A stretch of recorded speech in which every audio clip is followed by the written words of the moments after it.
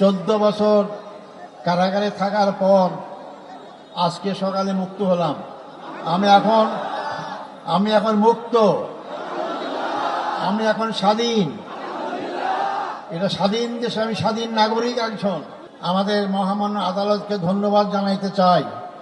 তারা ন্যায় বিচার প্রতিষ্ঠায় একটা অগ্রণী ভূমিকা পালন করছেন। এতদিন ন্যায় বিচার ছিল না, আদালতকে ব্যবহার করা হয়েছে।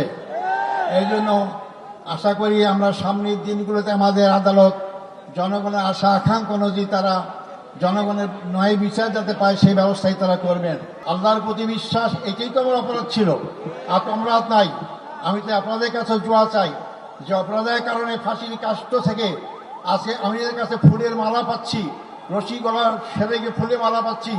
আমি যেন আজীবন সেই ইসলামী আন্দোলনে আমার জীবন থাকতে, রক্তবিন্দু এক ফোঁটা থাকতে এই আন্দোলনে যদি শহীদ হিসেবে মৃত্যুবরণ করতে পারি, সে তৌফিক আপনাদের কাছে কামনা করতে চাই।